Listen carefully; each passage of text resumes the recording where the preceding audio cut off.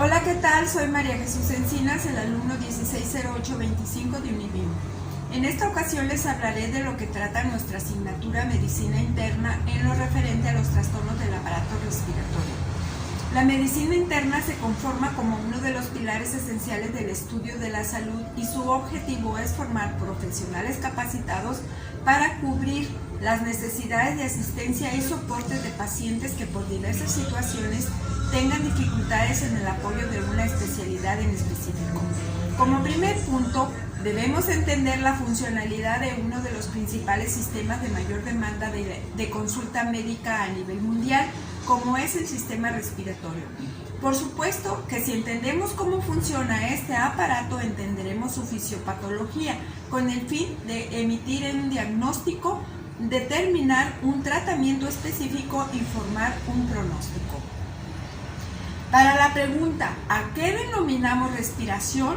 La respuesta es que la respiración es el proceso de intercambio de gases que ocurre en el interior de los pulmones, donde se le suministra al organismo la cantidad de oxígeno necesario directamente en la sangre y la liberación de dióxido de carbono. La respiración es un proceso involuntario que ocurre de 15 a 20 veces por minuto.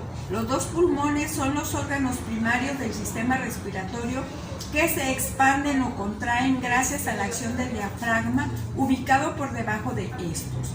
Los pulmones están protegidos por la caja torácica y las costillas, las cuales tienen cierto radio de expansión para permitir a los pulmones llenarse de aire. La boca y la nariz son los responsables de filtrar y humedecer el aire que entra al organismo, que es transportado a través de la garganta hacia la tráquea. La tráquea es un tubo cartilaginoso que en un momento se divide en dos canales de aire llamados bronquiolos, y estos a su vez se ramifican dentro de cada pulmón en tubos más pequeños llamados bronquiolos.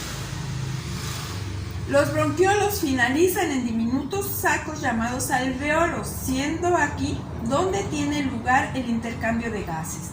Cuando los alveolos se conectan con los capilares sanguíneos y la sangre se oxigena, de este punto en adelante, la distribución del oxígeno a todo el cuerpo es tarea del sistema circulatorio. El corazón bombea la sangre llevando oxígeno a todas las células para que éstas lleven a cabo su ruta metabólica.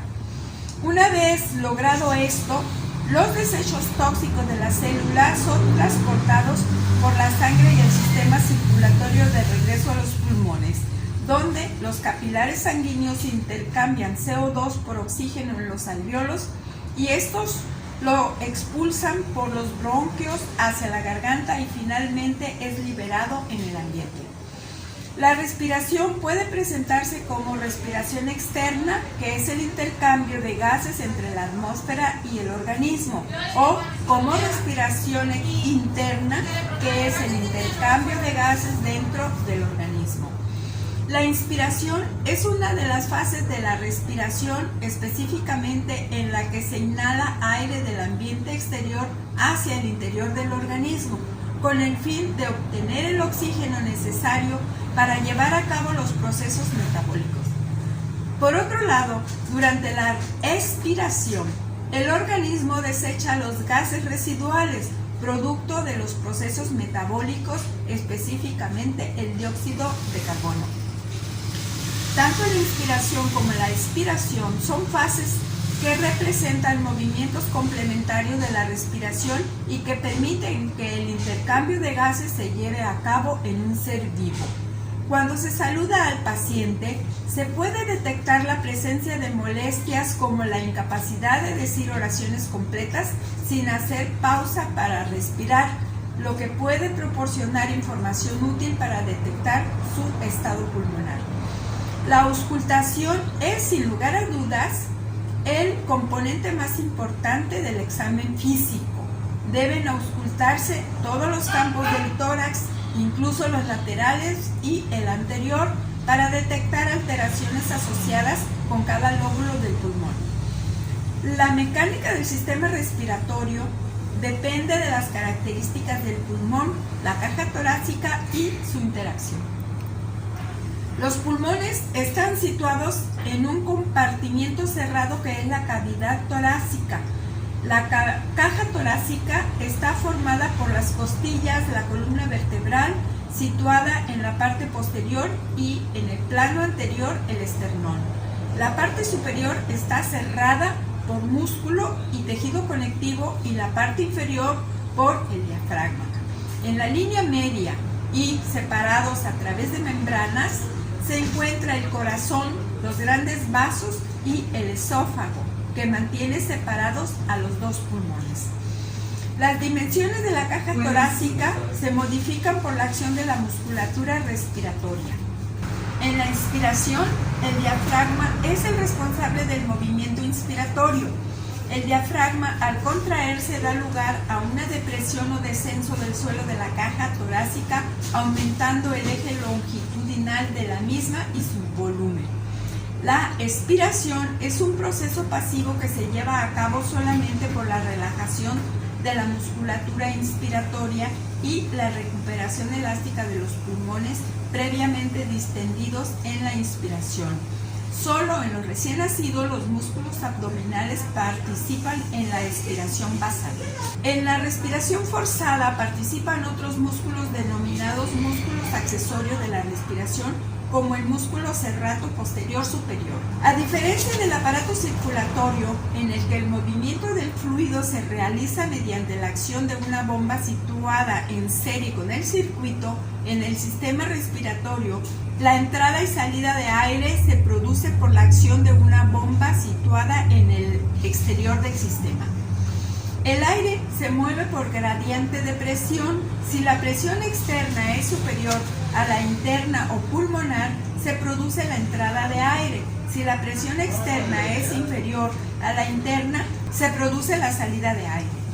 En condiciones normales, la presión externa o medioambiental se mantiene constante y se considera el nivel de referencia o presión cero. El aparato respiratorio no es una estructura rígida, sino que presenta una capacidad de deformación y de recuperación muy apropiada para el desarrollo de sus funciones. La estructura de los tejidos que forman el pulmón son los responsables de su flexibilidad. En el tejido conectivo intersticial de paredes alveolares, bronquiolos y capilares se encuentran fibras de elastina y colágeno. Las primeras son capaces de duplicar su longitud, mientras que el colágeno limita el estiramiento. En esta capacidad no solo es importante la densidad de las fibras, sino también su disposición geométrica, ya que forman una red como una malla de nylon que le permite al pulmón distenderse en todas direcciones. La caja torácica también presenta propiedades flexibles que producen en situación de reposo una retracción elástica que tiende a su expansión. Puesto que los pulmones y la caja torácica son flexibles, existirá una posición de equilibrio entre sus respectivas retracciones elásticas en dirección opuesta, responsable de los valores de presión. El pulmón y las paredes torácicas se expanden en sentido contrario, pues el pulmón tiende a relajarse hacia adentro y la pared torácica hacia afuera. La consecuencia de estas dos fuerzas opuestas en reposo será que la presión pleural sea inferior a la presión atmosférica. En conclusión, diremos que en fisiología se llama ventilación pulmonar al conjunto de procesos que hacen fluir el aire entre la atmósfera y los alvéolos pulmonares a través de los actos alternantes de la inspiración y expiración. Los factores que intervienen en esta mecánica son las vías aéreas, el diafragma y la caja torácica. Durante la respiración normal, en reposo, la inspiración es activa, mientras que la expiración es pasiva. El diafragma provoca el movimiento de la caja torácica hacia abajo y hacia afuera y es el principal músculo inspiratorio. Muchas gracias.